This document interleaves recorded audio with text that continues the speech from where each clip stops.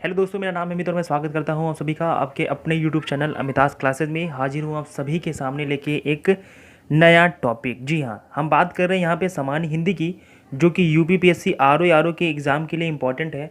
ठीक है, उसी में हमने अभी तक आपको 2 टॉपिक कंप्लीट करवा दिए हैं, जिनमें एक टॉपिक है विलोम और दूसरा टॉपिक है हमारा पर्यायवाची।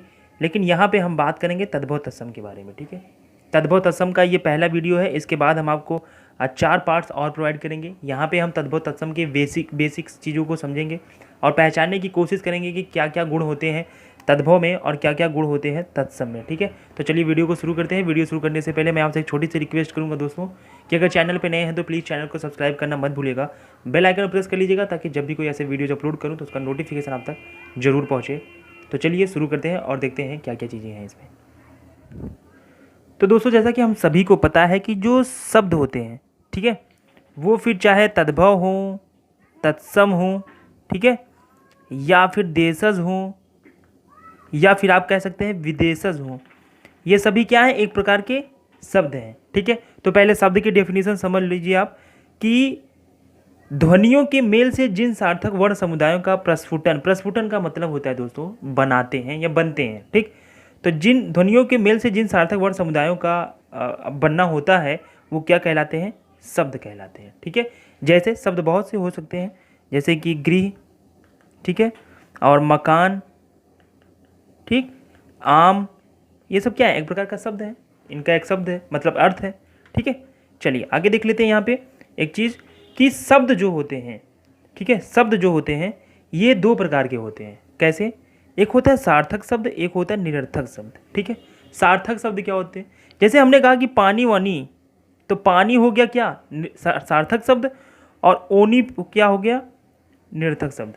बाजार, बाजार, तो बाजार सार्थक शब्द है, बाजार क्या है, निरर्थक शब्द है। तो ऐसे ही हमें पता है कि हम बहुत से लोग सार्थक और निरर्थक शब्दों का प्रयोग करते हैं, लेकिन अगर हम हिंदी की दृष्टि से देखें तो हमें सार्थक शब्दों के बारे में ज़्यादा पता होना चाहिए और सार्थक शब्द हमें बोलना भी चाहिए, निरर्थक शब्दों का कोई मतलब नहीं होता है। चलिए व्युत्पत्ति की दृष्टि से, ठीक है, शब्द के 4 रूप मिलते हैं। कौन कौन से हैं, तत्सम, तद्भव, देशज और विदेशी, यानी कि विदेशज भी इसको कहीं कहीं आप देखेंगे। ठीक है, चलिए तद्भव हम पढ़ेंगे, तत्सम हम पढ़ेंगे, देशज शब्द क्या होते हैं ये आपको भी पता है, जो देसी शब्द होते हैं। विदेशज यानी कि जो हिंदी में है लेकिन वो विदेशों से लिए गए हैं। ठीक है, इसके आगे हम पढ़ेंगे इसके बारे में डेफिनेशन पूरे अच्छे से।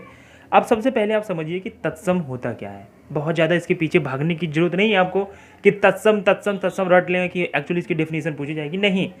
तत्सम होता है ज्यों का त्यों, ऐसे ही बस एक लाइन में याद रखिएगा, ज्यों का त्यों। अब ज्यों का त्यों का मतलब क्या होता है, देखिए हमें पता है कि जो हमारी हिंदी है, ठीक है, इसकी उत्पत्ति कहीं ना कहीं संस्कृत से हुई है। तो जो वर्ड संस्कृत में ज्यों का त्यों अब भी प्रयोग होते हैं उनको हम तत्सम कहते हैं, और जो संस्कृत से उत्पन्न होके परिवर्तित हो गए हैं, ठीक है, वो क्या हो गए हैं, तद्भव। तत्सम उसी तरीके, सम मतलब उसी तरीके से, तद्भव यानी कि परिवर्तित रूप। ठीक है, आई होप ये डेफिनेशन आपको समझ में आ गई होगी। देखिए अब कुछ नियम आप बखूबी ये चीज़ें समझ लीजिएगा, बहुत इंपॉर्टेंट, ये नियम आपके आगे काम में आएंगे। हमें पता है तत्सम किसको कहते हैं, वो शब्द जो संस्कृत से वैसे ही उत्पन्न है। जैसे पहले ये गृह है, अगर ये अप्रयोग होता है तो ये अब भी क्या है, तत्सम शब्द ही है। ठीक है, ज्यों का त्यों। देखिए इसमें क्या होता है, र की मात्रा का प्रयोग होता है, किसमें, तत्सम शब्दों में र की मात्रा का प्रयोग होता है। जैसे गृह, भ्रू, यहाँ पे देख रहे हैं र की मात्रा है ये। अच्छा, र की मात्रा एक ऐसे होती है, एक ऐसे भी लिखा रहता है ग्रह, तो ये भी र की मात्रा है। ठीक है, कंफ्यूज मत होइएगा। उसके बाद री का प्रयोग इसमें पाया जाता है। ठीक है, अगर री का प्रयोग पाया जाता है तो वो भी क्या होगा, तत्सम शब्द होंगे। ठीक है, उसके बाद सबसे ज़्यादा इंपॉर्टेंट छ, त्रंग, ज्ञ, सिटी वाला स, पेट फार ख, व, आ, ये सब चीज़ें अगर किसी शब्द में पाए जाते हैं तो वो शब्द क्या हो जाएंगे, आपका तत्सम शब्द। ठीक है, चलिए आगे शुरू करते हैं हम। तद्भव क्या होता है, तद्भव जो होता है ख, छ, स, ब का प्रयोग हुआ रहता है। हम शब्दों का प्रयोग करके आपको आगे आने वाले लेसन्स में सिखाएंगे कि कैसे बनते हैं ये सब चीज़ें, लेकिन अभी आप छोटा छोटा समझ लीजिए।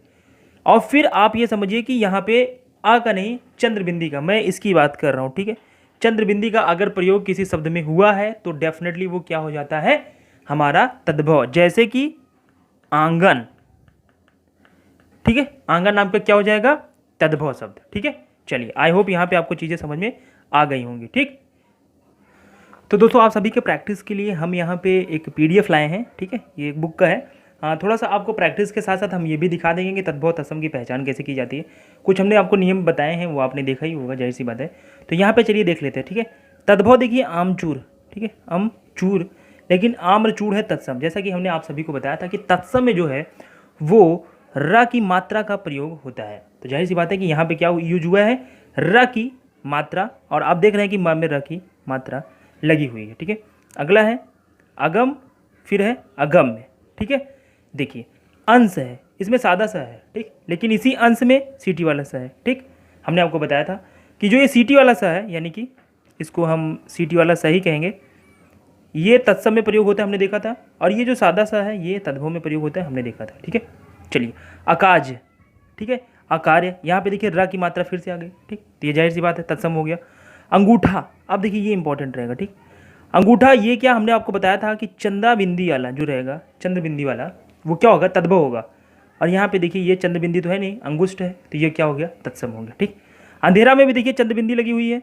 ठीक है, चंद्र बिंदी लगी हुई है, तो जाहिर सी बात है वो क्या हो जाएगा आपका तद्भव। और यहाँ पे देखिए अंधेरा का अंधकार हो जाएगा तत्सम। ठीक है, अकथ, और यहाँ पे अकथ है। ठीक है, उसके बाद अंगीठी, फिर देखिए आप यहाँ पे चंद्रबिंदी लगा हुआ है, और अग्निष्ठिका। ठीक, अस्तुति, स्तुति। ठीक है, यहाँ पे देखिए अनाज, अन्न। ठीक, अदरक, आर्द्रक, यहाँ पे ये क्या हो गया, फिर से वही र और द वाला। अनत और अन्यंत्र, अंगरखा, अंगरक्षक, अचरज, आश्चर्य है तत्सम, अकेला, एकल, आखत, अच्छत, अजान, अज्ञान, अंगुरी और अंगुली। ठीक है, आप देख सकते हैं कि ये सभी तद्भव तत्सम के हैं।